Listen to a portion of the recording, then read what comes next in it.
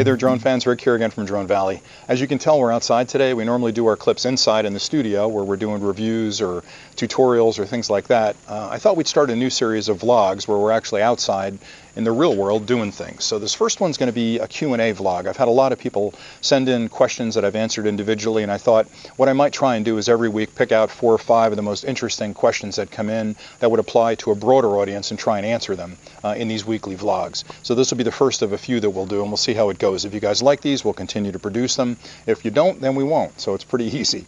So this first one's going to be a Q&A over 4 or 5 questions that came in the last couple of weeks, and I'll kind of give you a feel for what the question was and then some of the answers that I've replied to users with. So the first question I have here is from a user in Minnesota. He's a new drone operator who actually hasn't started droning yet but is very interested in the hobby. And the question was, what kind of drone should I buy? I get this a lot. A lot of people see the videos I do where I'm flying the Phantom 4 or the Phantom 3, and it makes it look so easy to fly that thing. But larger drones like that are a huge investment for a new flyer. So what I always recommend before you go too heavy into the hobby is actually start with something smaller and less expensive. And there's a ton of good drones out there that you can spend $50 or $100 or even $200 to kind of get your feet wet. And then as you get better with flying and you get more accustomed to the drone, you can sort of step up. The nice thing about the drone marketplace is that there's always new users coming into this hobby. So if you buy something, as long as you're careful with it and you don't completely destroy it, you can typically sell it used and get back a lot of the money that you invested in it and then apply that towards a more expensive drone. So if I were starting out today, I would start with a very, very small, inexpensive drone just to get a feel for how the controls work, how the flight takes place, and maybe tune your skills to be able to fly that. One of the ones I like an awful lot is a company called Cheerson. Cheerson makes a ton of different drones. They probably have 60 drones in their arsenal of products. But the CX series, which is their nano drones, which are the really small ones, are very inexpensive. This is a CX-10, and there's like 7 or 8 different versions of this, all the way up through one that has GPS coordination on it, and it's got altitude adjust and height hold and things like that. But you can start with these in the $20 range, and they come with controllers that you can use to fly them, or you can fly them with your phone. But I like these a lot because they're small. They're a little bit more difficult to fly actually than the Phantom because you have to keep track of balance and direction. But I like them a lot because they force you to be a better pilot pretty much out of the gate. The other nice thing about the smaller drones like this is you can fly them indoors. So you're not waiting for a nice day to get outside. You can fly them anytime you have a free moment inside. Cheerson also makes a model, several models actually, that are larger than this. So their next model up would be like the CX-30, which is about an 8-inch drone or a 10-inch drone, which approximates what you're getting into with the Phantom 4. And then obviously they make more expensive drones beyond that. But my suggestion for a new flyer would be to start with something small like this that's inexpensive. That way you can fly it. If you crash it, it's not the end of the world. Propellers are replaceable. You get, I don't know, 10 minutes, 15 minutes worth of flight time out of it, and it'll give you a real good feel for what bigger drones feel like. And then when you're done with this, you can step up to an intermediate drone that may be a $150, $200 drone. And then if you get good at that, or you really find that you're into the hobby and you're flying a lot, then I would step up to something like maybe the Phantom 3 Standard, which is the least expensive of the Phantom products. There's a ton of other drones out there, but I'm going to concentrate on Phantom. So the Phantom 3 Standard gives you pretty much everything the larger, more expensive Phantoms give you, except for things like Lightbridge. So if you move into Phantom 3 Standard, it'll still allow you to fly a good distance over Wi-Fi, but it's a fairly inexpensive way to get into the Phantom series. And again, what I like about these is you can use them. If you take good care of them, you can sell them, get most of your money back, and apply that towards the next drone.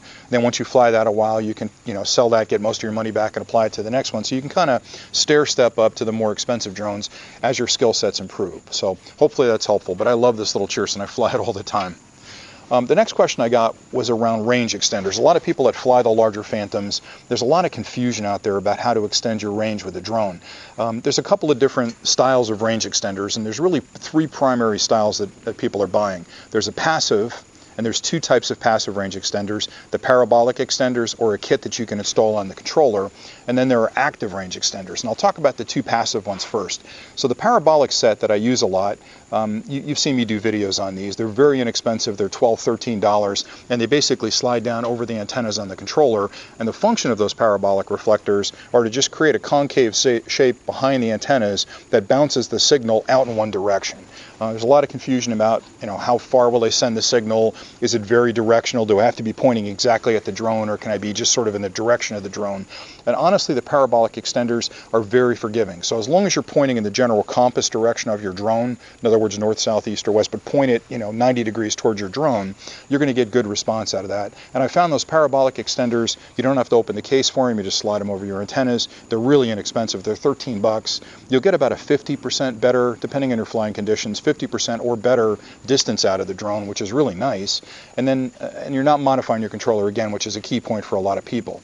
If you want better range than that, your next step up would be something like the ArgTech kit. And what the ArgTech kit does is essentially change the two stock antennas that come on the controller with paddle antennas that have a higher gain. So they're like a 7 dBi or a 10 dBi gain on those antennas, which means it's taking more of the signal and forcing it downfield at your drone. And those are a little bit more directional. So those are, again, if you're flying line of sight, which you're supposed to be doing, you can point it at the drone and sort of follow the drone around as you're flying, and you're going to get a lot more distance out of that. I've tested those, and I've actually a video that I'm working on right now that shows you with an EMF meter how much more signal you get.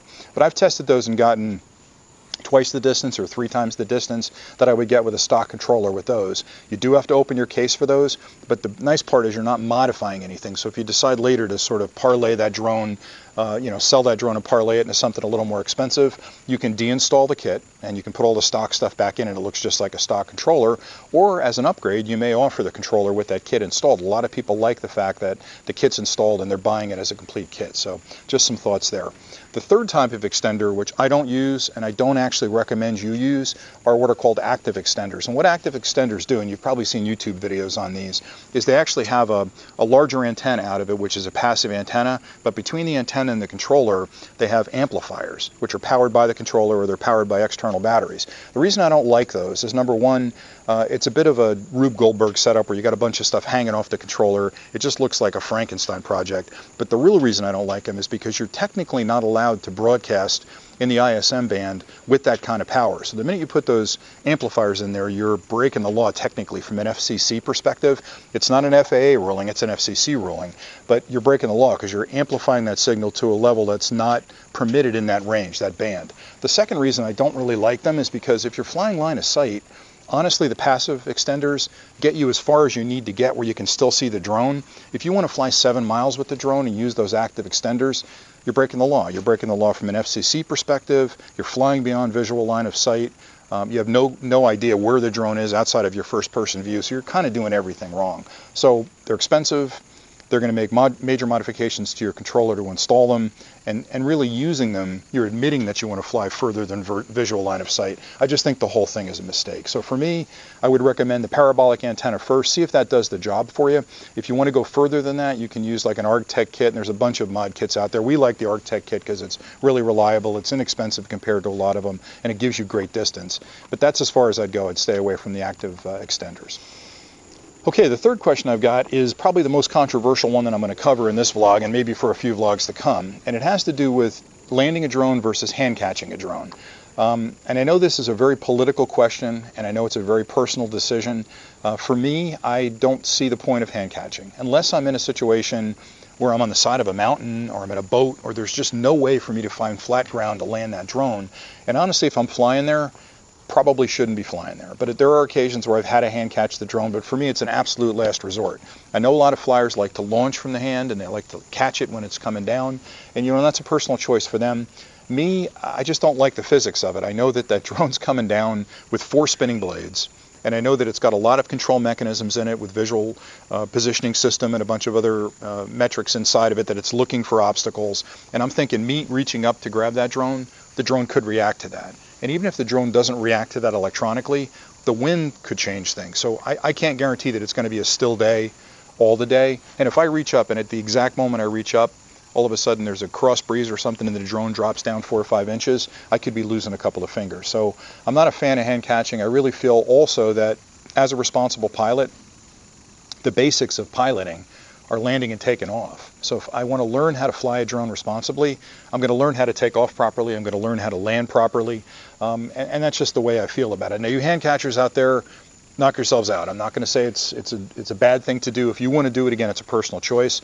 My worry is when I'm on the forums, I read all the people that are the proponents of hand catching that talk about how easy it is and how cool it is, and I'm worried that new people to the hobby are going to assume that it's a no-brainer and they can just reach up and grab that drone and they're going to get hurt. Honestly, the drone is kind of a dangerous object coming in. Those blades are spinning very fast. They're very strong. You know, if you have carbon fiber blades on there, that's like a Cuisinart coming down at you. I just worry that new flyers should absolutely learn how to land and take off first and maybe use that hand catching as a last resort. And I know I'm going to get a lot of hate mail for that, but that's just my opinion. And again, it's my channel, so that's the way I'm going to say it. So anyway, my recommendation, especially to newbies would be, or new flyers would be, to land and take off. And then over time, if you get comfortable with it and you want to start trying hand catching, then that's something you want to do, but would not be my recommendation out of the gate for new flyers. Okay, the next question I had, which came in from Connecticut, was do I need Part 107? There's a lot of confusion right now around Part 107. As of this taping, Part 107 is going to go live on Monday, the 29th. I think Part 107, and I've said this in a couple of my videos, is going to dramatically change the drone hobby. I think that once Part 107 becomes law and it's on the books, there's going to be a divide created for drone pilots, certified drone pilots, people that pass that Part 107, and hobbyists. And I think those two classes of flyers are going to enjoy different privileges. I really believe that the certified drone pilots will probably be exempt from a lot of the restrictions that are out there today. And I really hope that once the FAA puts this into law, then a lot of these local drone bans at parks and at beaches and townships go away for certified drone pilots. Now, do you need a Part 107? I think as a hobbyist, you don't need it. You can certainly fly under the parameters that are established for hobbyist flyers. But I think that if those drone bans stand at all, they'll stand for hobbyist flyers, because they're viewing the hobbyist flyer as somebody that is new to the hobby. Even though you've been flying a long time, they're going to look at the mass of hobbyist flyers as new flyers to the hobby. And they're not going to really think that they've got the skill or acumen to be safe around large crowds or be safe in parks or in townships that have those bans today. Somehow studying for that Part 107 test, taking the time to go down and take it and pass it, you know, paying the money to pass it, maybe even getting insurance for the drone, puts you as a certified pilot in a different category as far as the FAA is concerned. And I really think that most of the citizens that get that Part 107 could make a strong argument against local bans that I'm a certified pilot with the FAA, these bans shouldn't apply to me. And I'm hoping that that starts taking place. Matter of fact, I'm going to make a point of it once I pass that Part 107 to start challenging some of those local bans. I'll start showing up at township meetings and complaining about the local ban and explain clearly how I've been sanctioned by the FAA to fly in these locations, and you really don't have the right as a local ban to supersede that ruling. And we'll see how that goes, and maybe I'll even sneak a camera in and film some of that stuff as one of my future vlogs.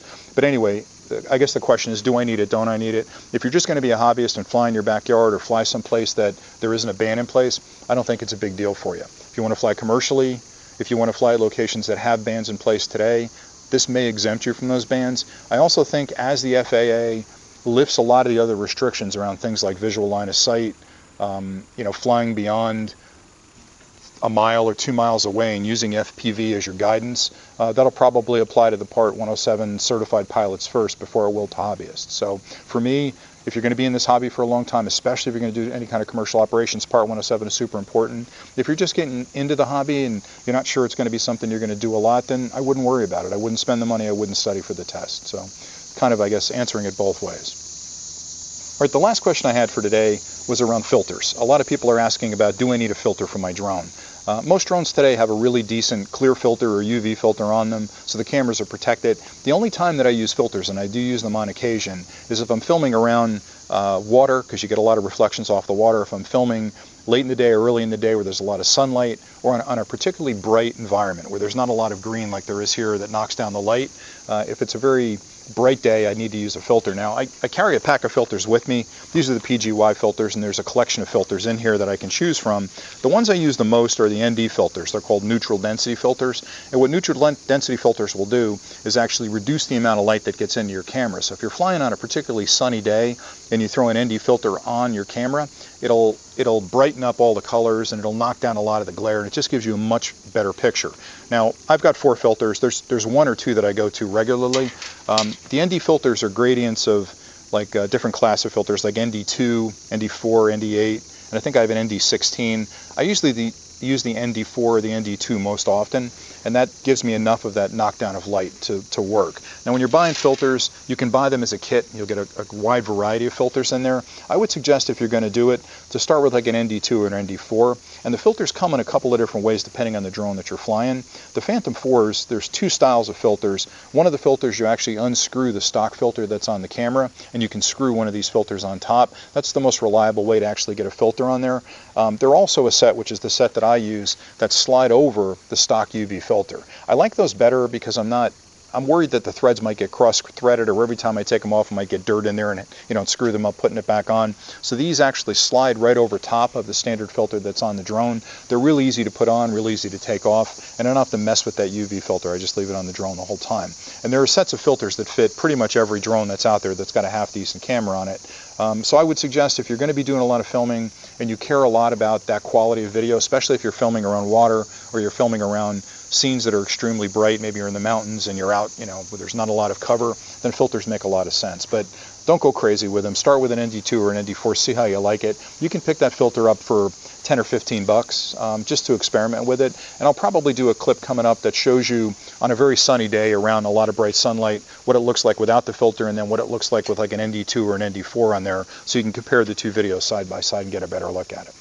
So that's pretty much all I had for today. I wanted to make this one kind of short, but I think this is a good format to sort of answer the questions that people have asked. You can send me questions if you have them directly to me at rick@dronevalley.com, and the address is below here in the video. You can see it. We're happy to answer these questions, and again, I'll answer them directly, and if we get enough of them that are similar, I'll just add them to the video for the next week that we're doing it. So again, we appreciate you watching. Hopefully this has been helpful. And again, we look forward to hearing from you. Please post your comments below or questions below, and we'll get back to you. And if you guys enjoy these, we'll just keep making them. So thanks again for watching.